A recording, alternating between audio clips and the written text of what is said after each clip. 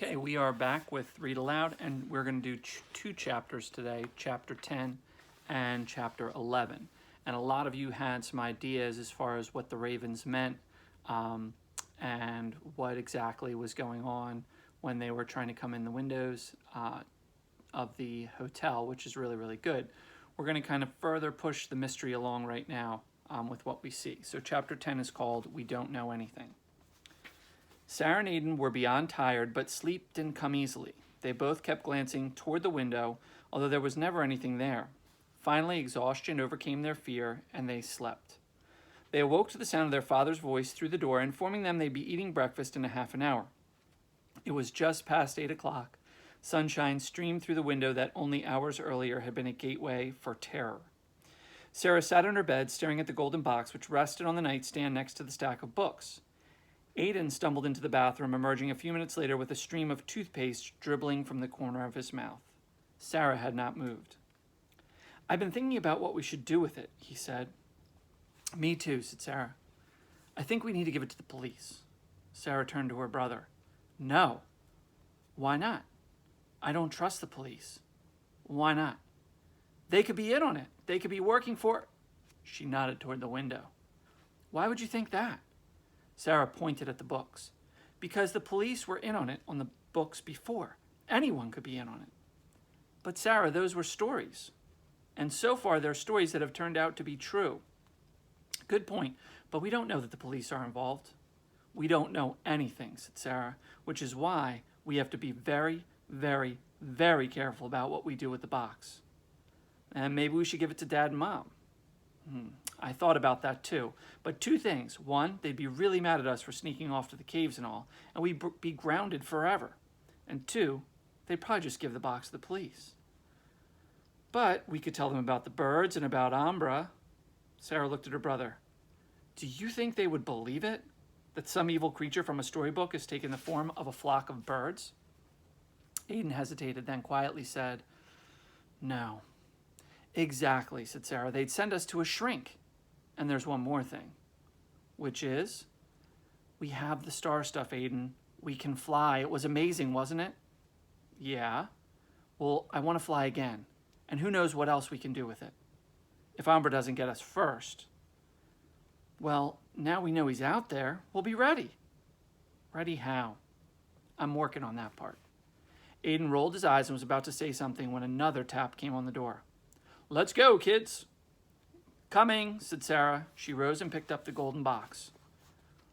"What are you going to do with that?" whispered Aidan. "I'm going to hide it," said Sarah, looking around the room. Her eyes fell on the cabinet that held the television. She went and pulled the TV out sideways a few inches and made an opening just big enough for the box. She slid it into the cabinet and pushed the TV back into place. "Let's go, kids." Okay, said Sarah, opening the door. She and Aidan followed Tom and Natalie down the hallway to the elevators, passing a man in a hotel uniform and an overcoat carrying a room service tray. As they boarded the elevator, Tom was enthusiastically discussing the day's sightseeing options. Aidan and Sarah were silent. "What's wrong with you two?" Natalie asked. "Oh, nothing," said Sarah. "Tired, I guess." "Me too," yawned Aidan. "Really? You two went to bed plenty early last night." "Oh, I had trouble sleeping," said Sarah. "Bad dreams." "Me too," said Aidan. "Terrible dreams." "You kids have hyperactive imaginations. You're in London on vacation with your parents in a nice hotel. What on earth is there to be afraid of?" Aidan and Sarah looked at each other but said nothing. "I blame video games," said Tom. "Right," said Aidan. "Video games." And that's the end of the chapter. So kind of a typical short chapter to set up what will be a more eventful chapter, which is called Chapter 11, A Coil of Black. Now, the word coil means something that is spun around, kind of like if you think of a hose that you might have outside wrapped up on like a little garden stand. That would be a coil. So we're talking about a coil of black. And the authors are getting you to kind of hopefully make the connection to Umbra or some sort of situation without coming out and telling you right away. The elevator doors opened on the 4th floor, and an older couple joined the Coopers as a waiter pushed a linen-covered room service tray past in the corridor. And as the doors shut, the old man looked down at his arm and scratched off a large scab which drifted to the elevator floor. "Did you see that?" said Aidan. "Aidan," said Natalie, horrified. "Not that, Mom. That room service waiter who just went by. He wasn't wearing a coat." "So?" said Sarah. "The guy carrying the tray on our floor had a big coat on. He was a doorman, not a waiter." Sarah frowned. "He was heading toward our room." The old man reached for another scab and his wife slapped his wrist. "Mom, do you have a hairbrush?" "No," said Natalie. "You know I don't carry one." "I need to go back to the room and get one, please." "You can make it through breakfast without brushing your hair," said Tom. "Please, Mom. Woman to woman?" "I don't see any harm. Just hurry up, please." The elevator doors opened and they reached the lobby. "I'll go with her and make sure she doesn't drag it out," said Aidan. "Yes, keep her moving," said Tom. "I'm starving." Aidan punched the button for the 5th floor, and as the door closed, he said, "What do we do if he's in our room?" "We got to make him leave. We can't let him get the box." She drummed her fingers on the elevator door. "Come on." The elevator reached the 5th floor and they ran down the hall. There was a room service tray on the carpet outside their room and the door was shut. Aidan snatched a butter knife off the tray. "Like you're going to use that," said Sarah. "He doesn't know that." Sarah removed the room card from her backpack, slipped it quietly in the slot, took a deep breath, and the light turned green. She pulled on the handle and pushed the door open. The doorman was bent over, searching through a lower drawer in the dresser. He stood and turned toward them. His face was expressionless. His eyes were vacant, dominated by huge black pupils. "What are you doing?" said Sarah to the doorman. Aidan moved next to her. The doorman said nothing and the door closed behind them. "This is our room. You're not supposed to be in here." The doorman took a step toward them. Aidan gripped the butter knife and Sarah took a step back and opened the door. "Please leave right now," she said. Another step and the doorman was a yard away from them, next to the desk lamp. Aidan looked down and gasped. "Sarah, he doesn't have a shadow." Sarah would have screamed, but she never had a chance. The doorman moved with impossible quickness, leaped forward and shoved her out into the hall. He then seized Aidan before he had time to react and shoved him out after her. Aidan stabbed the butter knife into the closing crack in the door and blocked the door from shutting completely. He leaned against it, trying to open it, but the doorman had his full weight against it. "Help me!" shouted Aidan. "We need to get somebody up here fast," said Sarah. She looked around frantically, then spotted a fire alarm a few yards away. She ran to it, opened the cover plate, and yanked the lever down. Instantly, a blinding white light flashed over her head in a very loud and a very annoying alarm began sounding. Now we shift downstairs with Tom and Natalie. Downstairs, Tom was just raising his steaming cup of coffee to his lips, anticipating that first sip, when he heard the alarm. All around him, the dining room guests were looking up from their breakfasts. A hotel employee trotted past the entrance, then another. A voice coming from that direction said, "5th floor." Tom and Natalie exchanged looks with each other. Oh no. "Sarah!" Aidan shouted.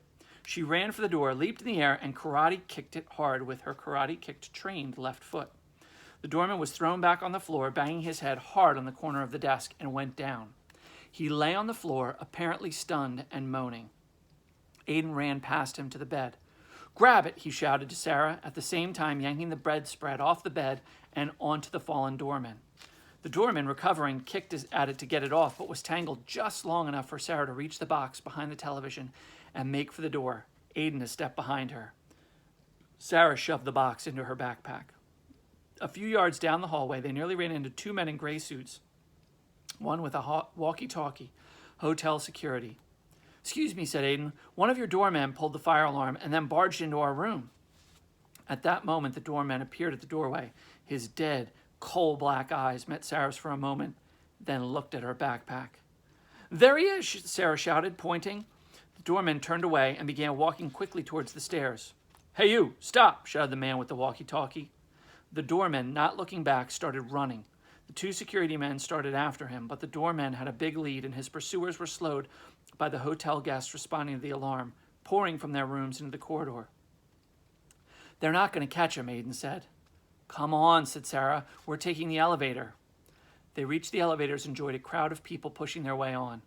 Although hotel guests were not supposed to use the elevators in case of a fire, no one was obeying the rule. What are we doing? Following him, she whispered. Why? To see where he goes. I want to know who's after us. I'm not sure I do, said Aidan, and the doors opened in the lobby. Sarah pushed her way out.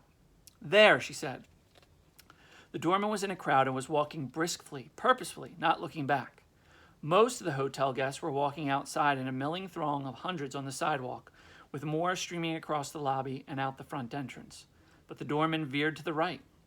The doorman started across the street and paid no attention, continued until he was in a park where Sarah and Aidan had flown the night before. They stopped on the sidewalk and were watching. Where's he going? It was like he didn't even see that taxi. The doorman walked to a huge oak tree. Its branches were lush with leaves, and when he reached it, he stopped. For 30 seconds he stood there. Then a raven landed in the tree. Then another. Then a dozen more. Then dozens more, and more, hundreds more. The tree was black now. Its branches were bending under the weight of the huge black birds. Aidan put his hand on Sarah's arm. Let's get out of here. Sarah stayed where she was, staring. Suddenly, the tree came alive as the birds, moving in one fluid mass, rose to the upper canopy of the tree, and in a coil of black moved like an enormous snake. With a roar beating down wings, the coils arched upward and then swiftly curved down, engulfing the doorman in a tornado of black feathers. The only sound was of the beating wings, and then as swiftly as they descended, the mass of birds began to rise. The top of the mass again began to form a snake-like shape, even as the bottom still covered the doorman. The top arched and began to swivel, as if looking for something, and then it stopped.